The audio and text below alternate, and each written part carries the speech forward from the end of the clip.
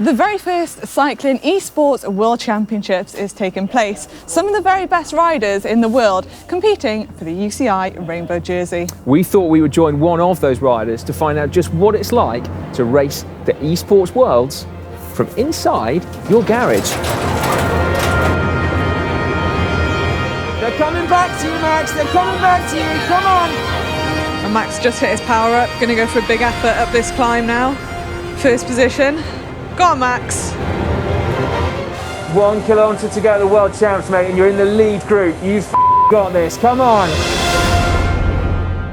The first World Championships is taking place, fittingly, on Zwift. 54 women and 78 men are racing over 50 kilometres of the virtual riding paradise of Watopia. Now, eSports is very much its own discipline. This is not a replacement for road racing. It's another opportunity to see our favourite stars battling it out side by side with riders from other disciplines too. So we will show you just what it takes to race it, and because this event is so new, we'll also take you through the details of the races and how the UCI and Zwift are working to make sure that the results are completely credible.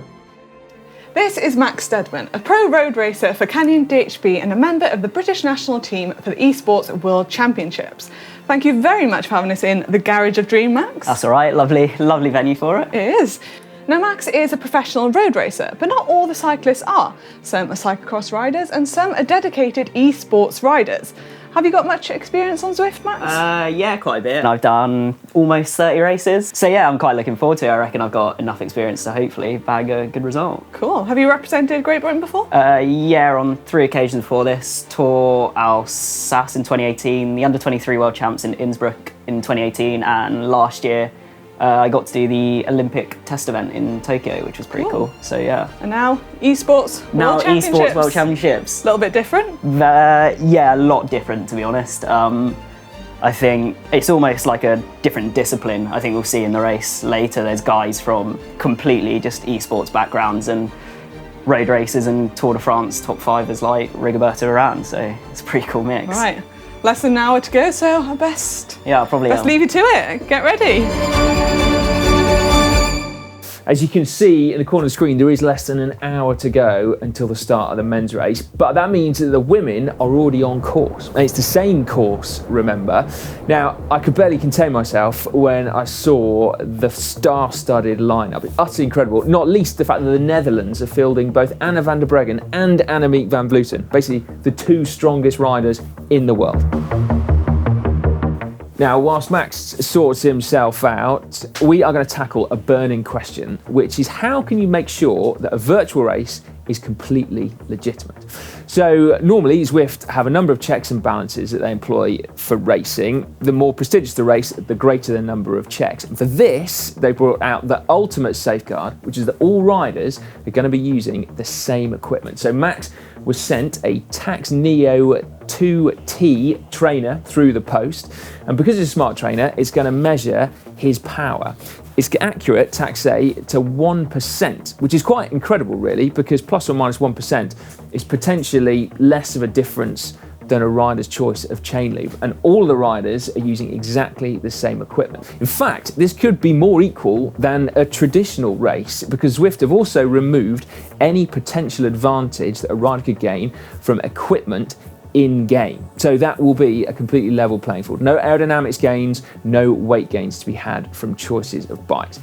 At this point, we should probably address the elephant in the room, which is the fact that Max has still got his mudguards and his saddlebag on his bike, which despite myself and Manon pleading with him to remove them, he's going for it, which I guess is another first at UCI World Championships. Now, the second thing that the riders have had to do is submit 2 videos to Zwift in the 24 hours before the event, showing themselves measuring their height and their weight. Because those 2 things, manipulating their power and manipulating their height and weight data, are basically the 2 biggest ways that you could cheat virtually. And so there's 0 chance of a rider actually doing that.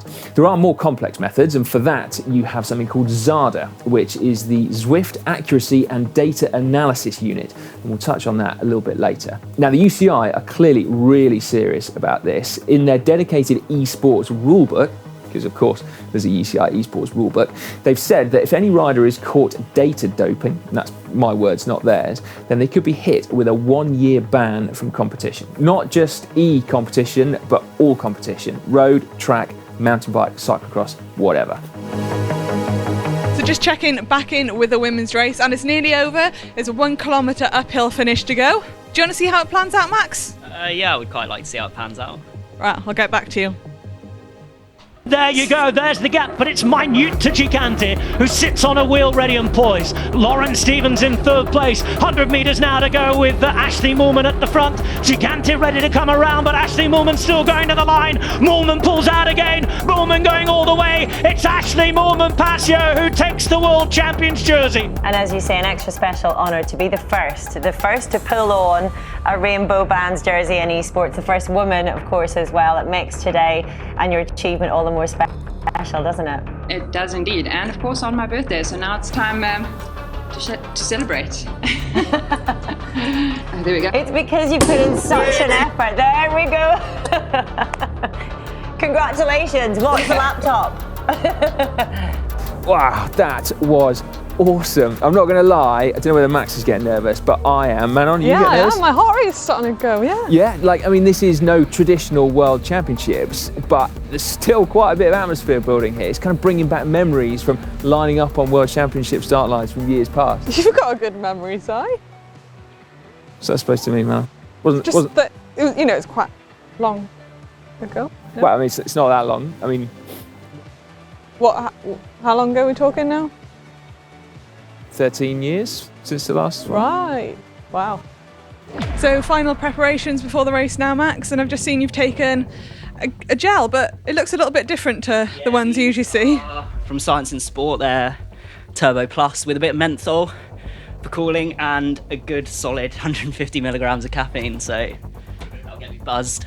Keep you nice and cool, and I have to say, I'm pretty cold in here. I've got about 3 layers on.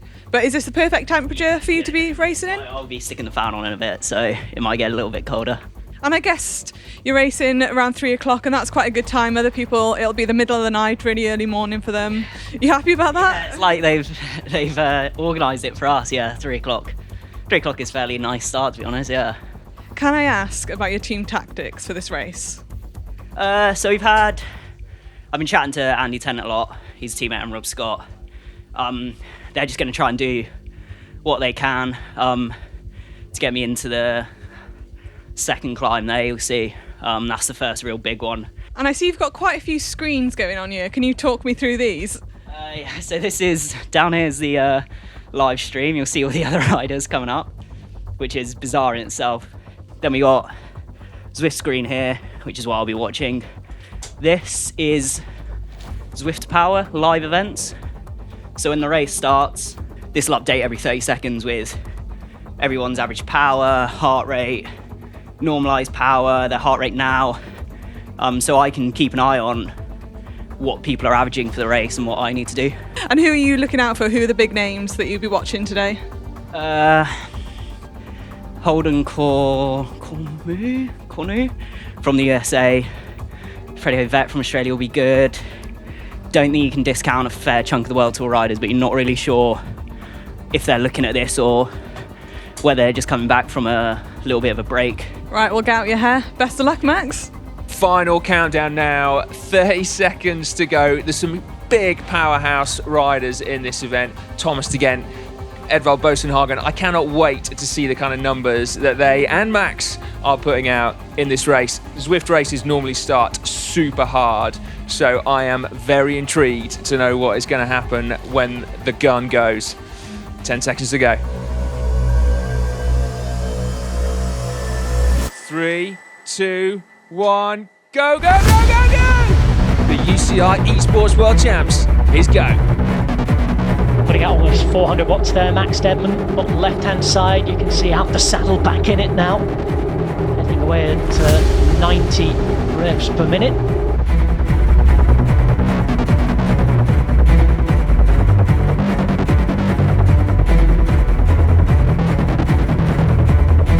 So 30 minutes into the the race and Max has made the front split, so going really well so far, looking really comfortable actually.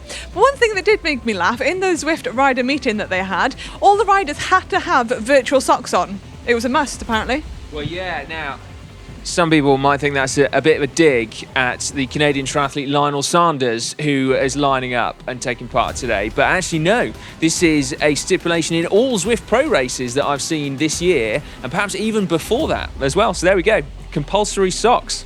The UCI will be loving that, wouldn't they? Now, Max has been putting in some serious effort so far. We've had 2 big climbs, haven't we, I think? And the numbers, well, the numbers are pretty eye-watering, but bear in mind, Max is just 53 kilos. It's staggering. It's split twice and it's eased back off both times. Manon, what are you thinking? Yeah, it looks pretty savage. I mean, I saw his heart rate go up to 202 on that climb, and you can't even imagine what it's going to be like at the finish. So yeah, excited. He looks pretty calm for a heart rate of 202, doesn't he?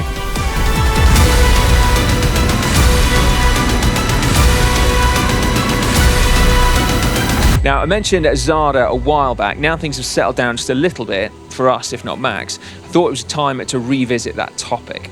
So ZADA was a community-run enterprise called Zwift Anti-Doping Agency that was started back in 2016 as a way of making sure that results in Zwift racing were credible. Now, it used to be a process of making a rider prove that they were capable of producing the kind of power that they said they were in-game, and then once verified, you were on your way.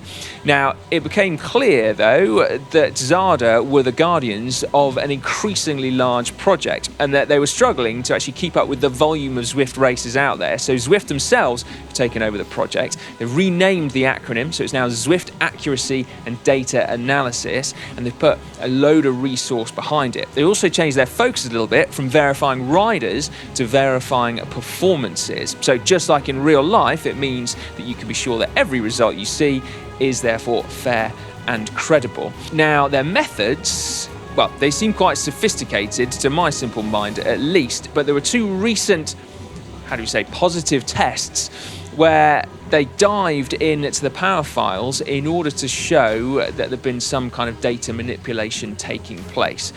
The UCI, as I mentioned, taking this super seriously, so in their eSports guidelines, they've said that if there is any evidence of a rider actually doing just that, manipulating data, then they will be sanctioned for a year, not just from e-racing, but for all racing as well. So it's properly serious business.